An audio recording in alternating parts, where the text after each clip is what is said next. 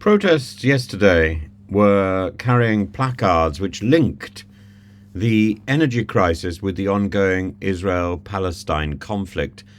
I can see a link between the energy crisis and the Ukraine-Russia conflict, but I find it surprising to see the link being made between energy and Gaza.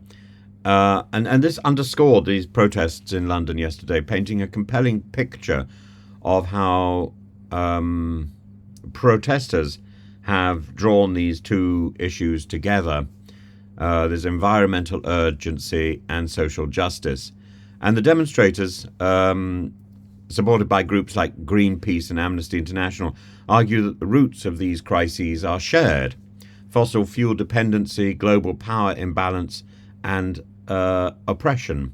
And the notion is that fossil fuel companies prioritizing profit over the welfare of the planet have contributed to global conflicts through their economic entanglements and influence over military capabilities. Of course, a lot of military trucks and transport systems require petrol. And this has been the case since World War One, which is why there was so much engagement in the Middle East in World War One, undoubtedly. The Green Party leader, Zach Polanski, has pointed out that entities profiting from fossil fuel industries are often the same forces behind military funding and weaponization, suggesting a cycle of exploitation and violence. It's obscure, but that of course is true. And this connection highlights the moral imperative of divesting not only from the non-renewable energy, but also from the arms industry, a stance resonating with broader calls for a sustainable, peaceful global order.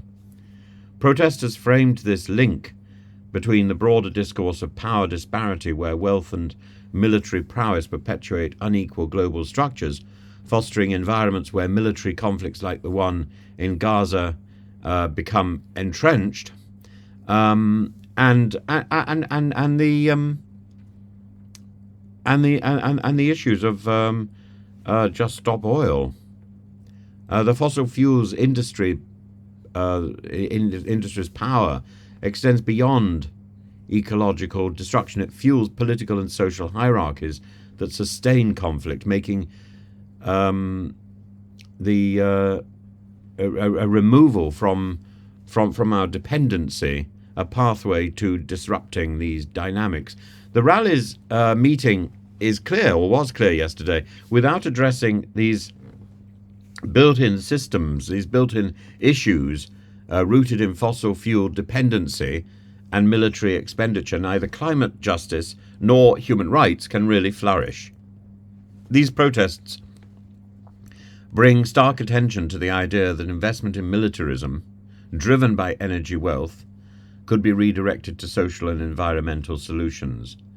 This sort of way of looking at things, it's controversial and it's perhaps surprising, but it amplifies the calls to reconceptualize, to rethink how global crises could be interrelated, and the importance of calling for change to address both climate change and war.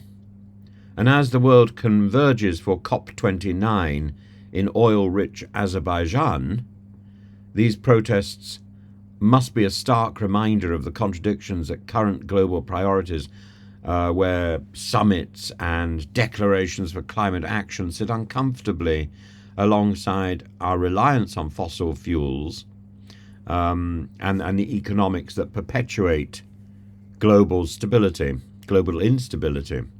And this alignment, protesters argue, is not just an environmental or a political failing, but a profound crisis of human imagination and ethics, where solutions lie in collective rethinking of the interplay between power and fuel.